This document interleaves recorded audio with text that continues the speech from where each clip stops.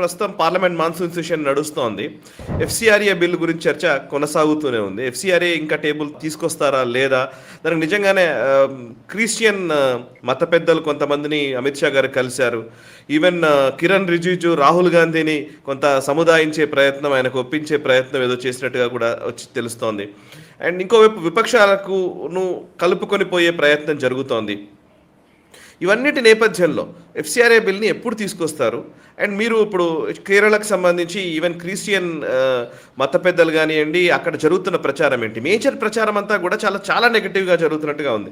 మీ చర్చులు లాగేసుకుంటారు ప్రభుత్వము, అయిపోయింది మీకు ఒకవేళ ఎఫ్‌సిఆర్‌ఏ వచ్చిందంటే చర్చులు లాగేసుకుంటారు, మొత్తం గవర్నమెంట్ స్వాధీనం చేసుకుంటుందని ప్రచారం చేస్తున్నారని సమాచారం. ఒకసారి చెప్తారా? కేరళలో ఎక్కువ ఇంపాక్ట్ ఉంటుంది కాబట్టి ఏం జరుగుతుందని చెప్తారా?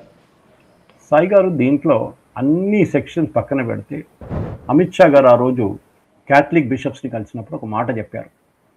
$100 బయట నుంచి భారతదేశానికి వస్తే దాంట్లో $30 క్రిస్టియన్ ఆర్గనైజేషన్స్కి వెళ్తుంది డైరెక్ట్గా. మనం అర్థం చేసుకోవాలండి సాయి గారు, ఎఫ్‌సిఆర్‌ఏ అనేది లీగల్ ఎంటిటీస్ కోసం. ఇల్లీగల్ ఎంటిటీస్ ఉన్నారు, లక్షల్లో ఉన్నారు. మీరు చూసుంటారు, జోషువా ప్రాజెక్ట్ తర్వాత తిమోతి ప్రాజెక్ట్ ఒకటి జరిగింది. అసలు డెబిట్ కార్డ్స్ 1000 డెబిట్ కార్డ్స్ ఒకటే పేరు మీద తీసుకొచ్చి బ్యాంక్ నుంచి అమౌంట్ విత్డ్రా చేయించారు. 100 కోట్లు 14 రోజుల్లో. ఎట్లా జరిగింది సాగర్? ఇది ప్రాబ్లం. సో చాలా క్లియర్గా అమిత్ షా గారు దీనికన్నా ముందున్న మీటింగ్లో కూడా ఎక్స్ప్లెయిన్ చేశారు. లుక్, మీరు ఏం చేస్తున్నారు నాకు తెలుసు, ఓకే, మీరు నేను అది చేయట్లేదు ఇది చేయట్లేదు చెప్పకండి. దీంట్లో ఒకటే, నేను దీంట్లో ఇంగ్లీష్ వీడియోలో కూడా ఎక్స్ప్లెయిన్ చేశాను. ఇది మెయిన్ గ్రౌస్ దీంట్లో సాయి గారు, మిగతా అన్ని పక్కన పెట్టండి. ఏ స్టేట్ నుంచి ఆపరేట్ చేస్తారో, ఏ సెక్టర్లో పనిచేయబోతున్నారో, మీ ఆఫీస్ బేరర్స్ ఎవరో, మీ ఫండ్స్ అబ్రాడ్ నుంచి వచ్చిన వాళ్ళకి ఎవరు ఫండ్ ఇచ్చారు, అంతా పక్కన పెట్టండి. దీంట్లో అన్నిటికంటే పెద్ద గేమ్ సాయి గారు, మీరు స్కూల్ కడుతున్నారని మీరు అబ్రాడ్ నుంచి ఒక 50 కోట్లు తెప్పించుకుంటారు, ఒక ఎన్జిఓ పెట్టేస్తారు. అక్కడి నుంచి ఎవరంటారో మంచి పని, భారతదేశంలో ఎవరికి చదువు లేదు, రోడ్ల మీద తిరుగుతున్నారు, స్నేక్ చార్మర్స్, ఆవులు తిరుగుతుంటారు రోడ్డు మీద, పిల్లలకి చదువు చెప్పాలి కదా, మనం 50 కోట్లు సంభరించి పంపిస్తారు భారతదేశానికి. మీరు ఒక 30 కోట్లు ఆ స్కూల్ మీద ఖర్చు పెడతారు, ఆర్ ఈవెన్ 20 కోట్లు, 10 కోట్లు బ్యాంకులో వేసుకుంటారు. 5 కోట్లకి మీరు ఒక ఇల్లు కట్టుకుంటారు, 2-3 ఇల్లు దాని పక్కనే. ఏమనంటే ప్రిన్సిపల్ కోసం, స్టాఫ్ కోసం అంటారు, అదేం కాదు, వీళ్ళ కోసం. దాని తర్వాత కార్లు కొనుక్కుంటారు. ఇట్లాంటి పని చేస్తారు. అడ్మినిస్ట్రేటివ్ ఎక్స్పెన్సెస్ సాయి గారు 50-20% తగ్గించారు. ఈ ఎఫ్‌సిఆర్ అమెండ్మెంట్లో రాబోతుంది. అది పెద్ద ఏడుపు, ఎందుకంటే వీళ్ళ ఫారిన్ హాలిడేస్, 5 స్టార్ హోటల్లో పార్టీలు, ఇదంతా పోతుంది దీంతో. Salaries, abnormal salaries. సో ఈ స్కూల్ గురించి చెప్తాను సార్, జరిగింది కూడా. ఇది హైదరాబాద్లో ఒక స్కూల్, ఒకటిగా 2 స్కూల్లో జరిగింది. ఐ వోంట్ నేమ్ దమ్, కానీ చూస్తున్న ప్రేక్షకులు అర్థం చేసుకుంటారు. స్కూలు తీసుకున్నారు, స్కూల్ కట్టారు, స్కూల్ అంతా బాగా నడుస్తుంది. 25 సంవత్సరాల తర్వాత వీళ్ళ ఎఫ్‌సిఆర్‌ఏ లైసెన్స్, అంటే వీళ్ళ ఎన్జిఓ వీళ్ళు రిన్యూ చేయలేదు, ఎఫ్‌సిఆర్‌ఏ లైసెన్స్ రిన్యూ చేయలేదు. ఓకే, వీళ్ళేమనుకున్నారు, గవర్నమెంట్ మర్చిపోయి ఉంటారు, ఏం చేస్తారులే అని. వీళ్ళు ఎఫ్‌సిఆర్‌ఐ లైసెన్స్ రిన్యూ చేయకపోతే వీళ్ళకి రావాల్సిన స్కూల్ వాళ్ళ పేరు మీద చేసుకున్నారు సార్ గారు. స్కూల్ ఒక ఎన్జిఓ పేరు మీద ఉండే, కానీ మూమెంట్ ఎఫ్‌సిఆర్‌ఐ లైసెన్స్ ల్యాప్స్ అయినప్పుడు ఆ అసెట్, స్కూల్ అసెట్స్ వీళ్ళ పేరు మీద చేసుకున్నారు. తర్వాత ఆ స్కూల్ అమ్మేసుకున్నారు, 50 కోట్ల కింద అమ్మేసుకున్నారు సార్ గారు, ల్యాండ్ వాల్యూతో సహా. ఇది ఒక ముస్లిం ఆర్గనైజేషన్ చేశారు మన సిటీలో, ఇది ఒక క్రిస్టియన్ ఆర్గనైజేషన్ చేశారు, ఇద్దరు చేశారు ఈ గేమ్. నేను పేరు తీసుకోవాలి, వెరీ ప్రెస్టీజియస్ స్కూల్స్. ఇప్పుడు గవర్నమెంట్ అంటున్నారు, గ్రేట్, మీ ఎన్జిఓ బంద్ అయిపోయింది, దీని తర్వాత మీకు ఎన్జిఓ లేదు, మీరు అన్నారు సరెండర్ చేస్తున్నారు, మా ఎఫ్‌సిఆర్‌ఏ మాకు అక్కర్లేదు అన్నారు. You are not renewed your FCRA license. అప్పుడు ఈ అసెట్ మీరు క్రియేట్ చేశారు చూడండి, అది మీ పేరు మీద ఉండదు, అదొక డెసిగ్నేటెడ్ అథారిటీకి వెళ్ళిపోతుంది. గవర్నమెంట్ ఒక డెసిగ్నేటెడ్ అథారిటీ క్రియేట్ చేస్తారు, ఆ అసెట్ వాళ్ళకు వచ్చేస్తుంది. కానీ మీరు ఒక 6 నెలల తర్వాత తిరిగి వచ్చి, సారీ సార్ నాకు ఆ స్కూల్ కావాలి, నేను ఎఫ్‌సిఆర్‌ఐ లైసెన్స్ మళ్ళీ రిన్యూ చేసుకుంటారంటే the property will be return to you. ఇది సాయి గారు అన్నిటికంటే పెద్ద ప్రాబ్లం. ఈ రియల్ ఎస్టేట్ మాఫియా ఉంది చూడండి, బయట నుంచి డబ్బులు తీసుకొచ్చి ఈ అసెట్ క్రియేట్ చేసి అసెట్ని అమ్ముకోవడమో వాళ్ళ పేరు మీద చేంజ్ చేసుకోవడమే అన్నిటికంటే పెద్ద ఒక స్కామ్.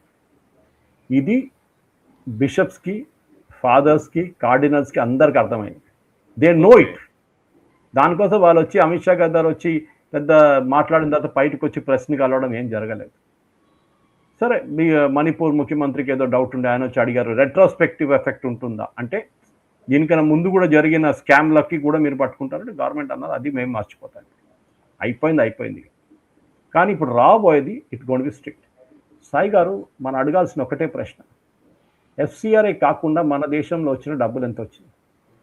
ఇవాళ అంటున్నారు ఇంత టైట్నింగ్ చేసిన తర్వాత లాస్ట్ ఇయర్ 22,000 కోట్లు వచ్చింది. నేను చెప్తున్నాను సాయి గారు, 22 కోట్లు లీగల్ రూట్ నుంచి వచ్చింది. ఇది మన హవాలా డబ్బుల గురించి మాట్లాడుతున్నప్పుడు చెప్తాం అనమాట. లీగల్గా డబ్బులు ఎంత వచ్చింది, ఇల్లీగల్గా డబ్బులు ఎంత వచ్చింది. The main thing is illegal డబ్బులు ఎక్కువ సాయి గారు. I think it's almost 3 times this official amount. అంటే 60,000 కోట్ల దాకా ప్రతి సంవత్సరం ఇల్లీగల్గా భారతదేశంలో డబ్బులు వస్తున్నాయి. ఎందుకంటే వాళ్ళకి తెలుసు, ఒకసారి మీరు ఎఫ్సిఆర్ఐలో ఉంటే గవర్నమెంట్ మీ మీద ఒక నిఘా ఉంటుంది. మీ ఆడిటెడ్ స్టేట్మెంట్ సబ్మిట్ చేయాలి, మీ యాన్యువల్ రిటర్న్స్ ఫైల్ చేయాలి ఐటీది. ఇదంతా ఇవ్వాల్సినప్పుడు మిమ్మల్ని డెఫినెట్ గవర్నమెంట్ ఎక్కడో ఒక చోట పట్టుకుంటారు. ఎందుకంటే మీరు ఫ్రాడ్ చేశారు. కానీ మీరు అది చూపించకపోతే మీ ఎన్జిఓ ఎక్కడో లేదు, అక్కడ రిజిస్టర్లో లేదు, పేరు కోసం ఎన్జిఓ పెట్టుకుంటారు, కానీ నాకు ఎఫ్సిఆర్ ఎక్కర్లేదు అంటారు. మళ్ళీ మీకు డబ్బులు ఎక్కడి నుంచి వచ్చింది, అది వీళ్ళు ఆన్సర్ చేయాలి. సాయి గారు, డొమెస్టిక్ డొనేషన్స్ కూడా ఒకటి ఉంది కాన్సెప్ట్. డొమెస్టిక్ డొనేషన్స్ అని చూపిస్తారు. ఏం చేస్తారు, హవాలాలో తెచ్చుకుంటారు, దుబాయ్కి తెచ్చుకొని దుబాయ్ నుంచి అది ఒక రూపీ రూట్లో చూపిస్తారు ఇక్కడికి. ఓకే, ఇక్కడ ఏం చెప్తారు, ఒక 30 కోట్లు, 20 కోట్లు, 10 కోట్లు, 5 కోట్లు ఇట్లా తెచ్చుకుంటారు వీళ్ళు. దాన్ని కన్వర్ట్ చేసి ప్రాపర్టీ కొనుక్కుంటారు, కార్లు కొనుక్కుంటారు, ఇల్లు కట్టుకుంటారు. ఇఫ్ యు ఆర్ క్లీన్, అదే అమిత్ షా గారు చెప్పారు, మీకెందుకు భయం, మీరు మీ రికార్డ్ క్లీన్గా ఉన్నప్పుడు బిషప్స్కి చెప్పారు ఆయన చాలా క్లియర్గా, I know what you're doing, మీరు ఏం చేస్తున్నారు నాకు తెలుసు, మీతో నాకు ప్రాబ్లం లేదు, నాకు ఆ 70% డబ్బులు ఎక్కడికి వెళ్తుంది అది నాకు కావాలి.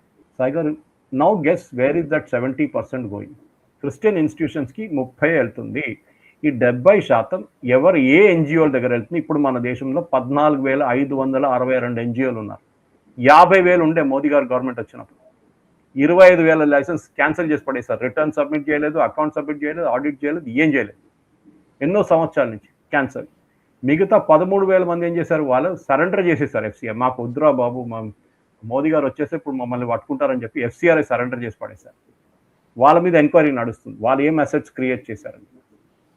ఇది conversion is one part of the game Sai గారు. అమిత్ షా గారు April 30th ఈ said I'm going to close down Naxal movement అని చెప్పారు. బంద్ చేసి పడేస్తాను నెక్సలిజం. ఆ నెల 16 కోట్లు ఛత్తీస్గఢ్కి వెళ్ళింది సాయి గారు. FCRI donation 16 crores went to an NGO in Chhattisgarh. ఎందుకు వెళ్ళింది, ఎవరు తీసుకున్నారో డబ్బులు, దేనికి వాడుకున్నారో డబ్బులు, and exactly Naxal movement close down చేస్తున్న టైంలో ఈ డబ్బులు ఎక్కడ చేరుకున్నారు? డిబేట్ ఉండనియండి సాయి గారు. ఈవెన్ యుఎస్ చూసారమన్నా, మార్కో రూబియో ఏమన్నారు, మీరు డబ్బులు తీసుకొస్తే యుఎస్కి మేము దాన్ని ట్రాక్ చేస్తాం. మనం అమిత్ షా గారు మాట్లాడే అదే లాంగ్వేజ్ మార్కో రూబియో మాట్లాడుతున్నారు. We will track every rupee that every dollar you get. Correct. మీ ఎక్కడ ఖర్చు పెడుతున్నారు, ఏం చేస్తున్నారు మాకు తెలియాలి. మనం ఏం చెప్తున్నాం సాయి గారు, అదే చెప్తున్నాం కదా. మళ్ళీ మన వాళ్ళు కొంతమంది భయపడ్డారు, ఏదో యూఎస్లో ఏదో ఒక వాళ్ళ సెనేటరో వాళ్ళ కాంగ్రెస్ మెన్ ఎవరో స్టేట్మెంట్ ఇచ్చారంట.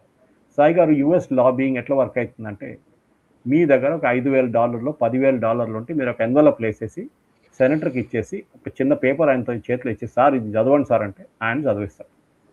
That is lobbying. It's legal in the US. Lobbying కూడా ఎందుకు వస్తుందంటే, వీళ్ళందరూ హోటల్ లాబీలో వెయిట్ చేస్తుండే ఒక టైంలో. ఎంపీలను దిగొస్తారు, కాంగ్రెస్ మెన్ దిగొస్తారు హోటల్ రూమ్ నుంచి, అప్పుడు వీళ్ళకి డబ్బులు ఇచ్చి వీళ్ళతో చేయించుకుంటారు. ఇది పెద్ద business US. It's legal, illegal కాదు. మన దేశంలో ఇల్లీగల్ ఉండొచ్చు, కానీ అక్కడ లీగల్. అది డబ్బులు ఇచ్చి మీరు ఏ స్టేట్మెంట్ అయినా వాళ్ళ దగ్గర చేయించుకోవచ్చు. అండ్ అక్కడ మన అందరూ తెలిసిందే, ఇట్స్ బ్యాప్టిస్ట్ కంట్రీ. ఇట్ చాలా మటుకు క్యాథలిక్స్ కూడా ఉన్నారు, కానీ అమెరికన్ క్రిస్టియన్ థింగ్ న్యాచురల్లీ వాళ్ళు స్ట్రాంగ్ ఉన్నారు. వాళ్ళు అబ్జెక్ట్ చేస్తారు సార్, ఎందుకు చేయరు? నేను అదే మొన్న చెప్పాను, ఇప్పుడు కొత్త క్యాండిడేట్ గెలిచారు, ఒకటి జోరాన్ మామ్దాని గెలిచారు, మొన్న ఇంకోరో గెలిచారు సెనేటర్ దానికోసం, నెక్స్ట్ రేస్ కోసం అన్నమాట, ఒక ముస్లిం క్యాండిడేట్. సో నేను చెప్పాను, మన ఎంపీ గారు ఉన్నారు కదా, మూర్ అనుకుంటా ఆయన పేరు, ఆయనకి ట్యాగ్ చేస్తూ ఒక ట్వీట్లో నేను అన్నాను, mister Moore, welcome to the Islamic Republic of America అని చెప్పాను. ఎందుకంటే అక్కడ మారిపోతుంది. Look at UK today Sai garu, ఏం జరుగుతుంది అక్కడ? అక్కడ ఫండింగ్ ఎక్కడి నుంచి వస్తుంది? అక్కడ ఇన్ని మస్జిద్లు ఎట్లా కడుతున్నారు యూరోప్లో? విపరీతమైన మస్జిద్ కడుతున్నారు. This is where you're 70% is going. ఒక్క డొనేషన్ ఒకసారి మీకు తెలుసు, ఒక 20 కోట్లు మన బంగ్లాదేశ్కు వెళ్ళింది భారతదేశం నుంచి. డ్యూరింగ్ మమతా బెనర్జీస్ టైం ఒక ఎన్జిఓకి, వెస్ట్ బెంగాల్లో ఉన్న ఎన్జిఓకి డబ్బులు వచ్చి ఈ డబ్బులు బంగ్లాదేశ్కి వెళ్ళి, ఎందుకు బంగ్లాదేశ్లో ఎవరికి ఇచ్చారు డబ్బులు మీరు? జమాయితే ఇస్లామియా? ఇది మాకు తెలియాలి. దిస్ ఈజ్ వేర్ ద 70% అంటే భారతదేశంలో లాస్ట్ ఇయర్ వచ్చిన 22,000 కోట్లలో 70% ఎక్కడ వెళ్ళింది, ఎవరు తీసుకున్నారు, దీని డీటెయిల్స్ మనకు కావాలి. And I think it's a great bill, దాంట్లో డిస్ప్యూట్ లేదు. కానీ ఒక సెన్సిబుల్ మెచ్యూర్ డిబేట్ జరగాల్సింది. బీజేపీ కూడా అవుట్ రీచ్, మా అమిత్ షా గారు ఎంత అవుట్ రీచ్ చేస్తున్నారో బిషప్స్తోని మిగతా వాళ్ళతోని, మిగతా రిలీజియన్స్తో ఎందుకు చేయట్లేదు? ఎవరు వీళ్ళు 70% వాళ్ళు? ఇస్లామిక్ స్కాలర్స్తో ఎందుకు మాట్లాడే వాళ్ళు భయపడుతున్నారు? ఎందుకంటే వాళ్ళ ఫండింగ్ క్లియర్గా తెలిసిపోతుంది. ఈ వీడియో మీకు నచ్చినట్టయితే లైక్ చేయండి, 10 మందికి షేర్ చేయండి. అలాగే కామెంట్ల రూపంలో మీ అభిప్రాయాలను మాతో పంచుకోండి. Nationalist hub group of channels ను సబ్స్క్రైబ్ చేసుకుని తెలుగునాట జాతీయవాద జర్నలిజాన్ని ప్రోత్సహించండి. ఈ వీడియో కింద ఉన్న బెల్ ఐకాన్ పై క్లిక్ చేయడం మర్చిపోవద్దు.